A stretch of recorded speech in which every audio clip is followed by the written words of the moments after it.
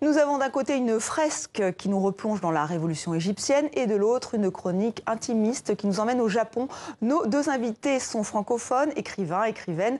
Bonsoir Elisa Sua du Sapin. Bonsoir. Vous êtes franco-coréenne, vous vivez en Suisse et votre dernier livre, Les billes de Pachinko, est paru aux éditions Zoé. Merci d'être avec nous. Et à vos côtés, Ala El Aswani. Bonsoir. Bonsoir. Alors, vous êtes égyptien. Votre dernier roman, J'ai couru vers le Nil, est paru aux éditions Actes Sud. Un roman traduit de l'arabe par Gilles Gauthier.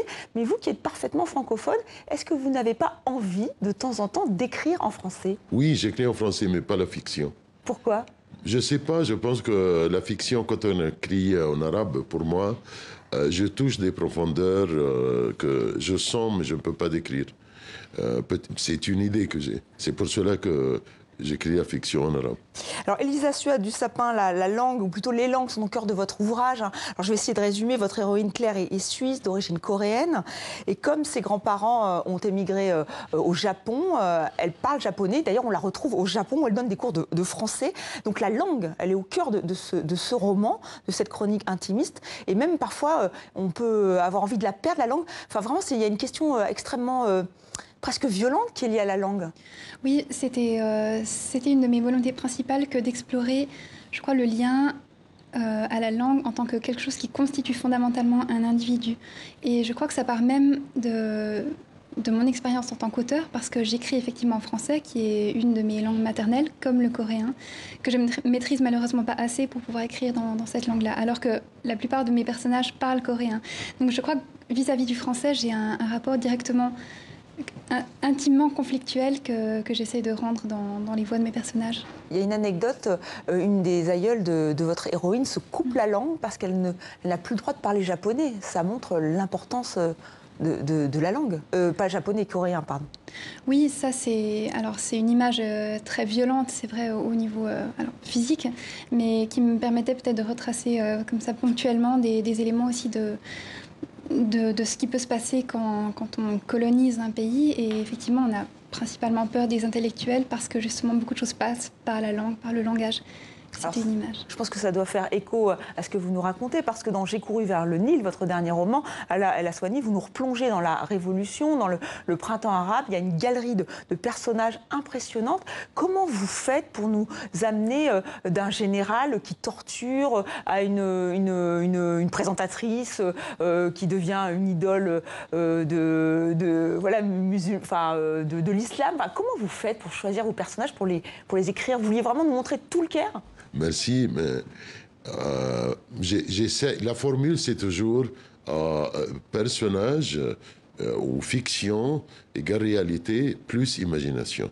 Ça veut dire que j'ai été inspiré par des vraies personnes et à un moment donné, j'utilise mon expérience avec ces personnes pour faire des personnages. Mais il y aura toujours des choses à changer, si vous voulez, pour créer un personnage. Mais on en reconnaît certains. Oui. Le général, par exemple. Oui. Général, c'est le fameux général. Oui. On peut tout de suite le... Voilà.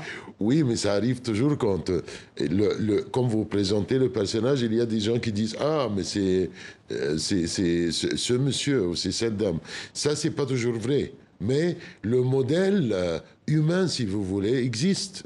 Vous voyez, c'est que moi, je présente des personnages qui sont des êtres humains à la fin. Et vous nous montrez comment il y a ce ras-le-bol qui monte, qui nous explique pourquoi, enfin ceux qui n'ont pas vécu cette révolution, pourquoi la jeune génération craque. C'est la corruption à tous les étages. Absolument, parce que l'Égypte a été... Malgré le fait que l'Égypte est considéré un pays important pour des raisons stratégiques, mais dans les médias occidentaux, l'Égypte, parfois, il y a beaucoup de choses qui sont invisibles, vous voyez. Alors, on a été étonné parfois par la Révolution. On n'a pas vu qu'avant la Révolution, il y avait ça, il y avait des vagues de colère en Égypte, dès 2003 jusqu'à 2011. Vous voyez? Alors, vous pouvez voir dans le roman qui commence en 2010 qu'il y a une génération qui ne peut plus supporter ce qui se passe. Et cette colère, aujourd'hui, elle s'est tue? Elle existe non, encore? Elle existe encore, mais aussi il y a la peur. Vous voyez? Parce que il y a la répression. Il y a une dictature qui est vraiment... Je pense qu'une dictature qui est pire que jamais, vous voyez. Avec l'arrivée du président Sisi? Oui. Oui. Votre livre est interdit en Égypte. Pourquoi? Parce que vous parlez de ces alliances entre les islamistes et les militaires? Je suis interdit, moi, en Égypte, de tout. Je suis interdit d'écrire dans les journaux, je suis interdit de la télévision, interdit de faire des événements, des séminaires culturels, interdit de tout. Alors, à la fin, ce livre a été interdit, pas interdit par une décision officielle, mais les maisons de publication avaient peur de publier le livre et malheureusement, ce roman est interdit dans tous les pays arabes, sauf 3 pays, le Liban, le Maroc et la Tunisie. Alors vous donnez la voix aux gens les plus populaires, hein. Je pense à Khaled, qui est le fils d'un simple chauffeur. On retrouve aussi cette envie chez vous, Elisa du Sapin, de redonner la voix à cette femme sandwich, par exemple. Expliquez-nous qui est ce personnage qui est quand même très important dans le livre. Elle est anonyme, mais finalement, elle représente beaucoup. La femme sandwich? Celle qui fait... cette personne qui vante le fameux pachinko. Oui, en fait, même je crois que le roman est parti pour moi de cette vision de cette femme sandwich que j'ai eue, que j'ai vue lors de mon premier voyage au Japon il y a 6 ans maintenant. Et l'idée du roman s'est développée au fil de ces dernières années parce qu'à chaque fois que je retournais au Japon, je revoyais cette femme au même endroit, à la même place, enfin, quelle que soit la période de l'année. Et au fur et à mesure, en interrogeant des gens qui vivaient dans le quartier, je me suis rendu compte que c'était voilà, une présence intimement liée à effectivement au pachinko dont elle vante les mérites, mais au-delà de ça, liée à l'histoire des Coréens du Japon. Et pour moi, cette idée comme ça d'être plaqué entre 2 cartons, à crier un slogan que finalement plus personne n'écoute, parce que même si c'est tonitruant dans la rue, on est une sorte de fourmi perdue dans la masse, ça me semblait représentatif de beaucoup de choses que j'avais envie d'exprimer, autant au niveau interculturel, intergénérationnel, mais aussi de l'histoire ou du statut de cette communauté de Coréens du Japon, encore aujourd'hui, qui ressentent le poids d'une histoire qui n'avance pas vraiment, en fait. Oui, parce qu'elle a soigné, je pense que vous êtes intriguée. On ne connaît pas le pachinko. Qu'est-ce qu'un pachinko, en fait? Alors, un pachinko, c'est une machine à sous, et c'est aussi le nom de l'établissement des machines à sous. Et pourquoi les Coréens, eux, avaient le droit d'avoir des pachinko, contrairement aux Japonais? Alors, pas tout à fait. Mise à l'écart? Alors, en fait, ce qui se passe, c'est que je me suis... Enfin, c'est pas vraiment une machine à sous, c'est plutôt une machine à billes, comme un flipper vertical, avec laquelle on peut gagner des espèces de bibelots et tout ça. Et je dis ça parce qu'en fait, au Japon, les jeux d'argent sont interdits. Mais il y a toute une sorte d'économie parallèle qui contourne les lois, parce que justement, on peut échanger ces bibelots contre de l'argent, mais à l'extérieur de l'établissement. Et c'est une économie très importante au Japon. Il y avait plusieurs centaines de milliers de pachinko encore dans les années 80. Aujourd'hui, il y en a plusieurs dizaines de milliers encore. Et ce qui m'intéressait à travers ça, c'est que ce sont les Coréens du Japon qui ont inventé ce jeu, cette machine, dans les années 50, lors de cette grande diaspora de Coréens qui a eu lieu à la fin de la colonisation et de la guerre, et surtout pour fuir la guerre de Corée. Alors vous, il y a un de vos personnages qui refuse de partir, hein, c'est cet acteur Ashraf, Oui. Voilà, qui est acteur un peu raté, grand bourgeois. Oui.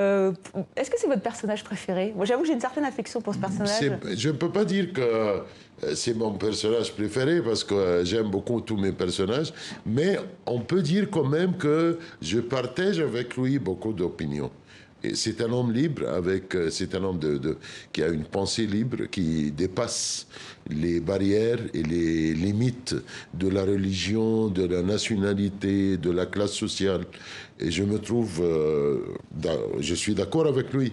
Vous voyez, alors il est très proche de moi, ça c'est vrai. Et l'amour d'ailleurs est assez présent, il y a même des scènes sexuelles assez explicites. Oui. Pourquoi ce choix? C'est pas un choix. C'est que dès que j'arrive à créer les personnages, le moment que je sens les personnages existent et ils sont vivants, ils m'échappent, ils deviennent absolument indépendants.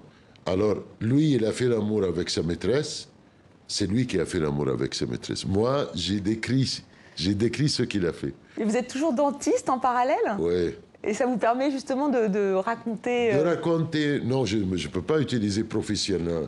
Bon, c'est pas professionnel d'utiliser les histoires des patients, mais je les écoute, j'apprends beaucoup de choses, nous devenons des amis et tout.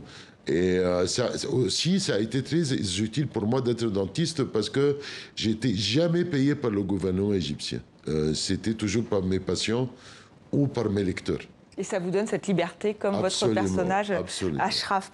Il y a il y a une petite polémique, même une grande polémique, autour de la francophonie. Alain Mabankou, auteur congolais, l'Ivoirien Gauze, estime que le français est la langue de la dictature. Est-ce que vous êtes d'accord avec ça? Non, du tout, non, du tout. Du tout, hein. La francophonie en Égypte, c'était la langue, pas de la dictature du tout, c'était parce qu'on était occupé par les Anglais, vous voyez.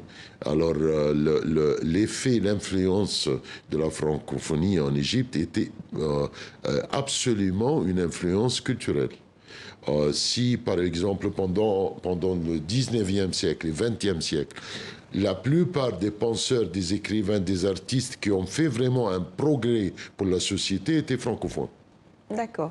Et le colonialisme, c'est aussi ça, c'est lié au colonialisme, c'est ce qu'ils reprochent. Oui, mais on n'a pas eu... Oui, en Égypte, on n'a pas été occupé, on n'a pas eu une expérience de colonialisme avec les Français. On a eu deux fois Bonaparte, qui était... On ne peut pas dire que c'était vraiment du colonialisme, mais il a eu une influence très positive sur la société aussi. Et on a eu une faute qu'on peut oublier entre amis, c'était 1956. D'accord, à deux sur ce. Et Elisa Suat-Dussapin, est-ce que vous avez justement un regard par rapport à la francophonie? Vous nous expliquiez ce rapport avec le français, qui est important. D'ailleurs, il y avait un regard suisse qu'il fallait avoir sur ce livre. C'est comme ça que vous avez réussi à l'écrire? Alors oui, exactement. Et le thème de la francophonie me touche parce que je suis française, coréenne, mais aussi suissesse. Et pour avoir eu une éducation principalement en Suisse, avoir fait mes études en Suisse dans 2 voire 3 langues nationales, on est constamment confronté à cette idée de barrière de la langue ou de transgression justement de ces barrières. Et notamment par rapport au français, c'est quelque chose qu'on ressent d'autant plus fortement que l'hégémonie, en tout cas des lettres françaises par exemple, est très forte. Et je pense qu'en Suisse, on oscille toujours entre une sorte de quand même complexe d'infériorité, tout en ayant une fierté justement de revendiquer une grande ouverture et une flexibilité par rapport à l'autre, qui est une richesse, je pense. Eh bien, merci à tous les deux d'être venus dans 64 minutes. Alors, j'ai couru vers le Nil, c'est aux éditions Actes Sud, donc voilà, fresque révolutionnaire, et les billes du pachinko, plus intimiste, aux éditions Zoé. Merci à tous les deux. Et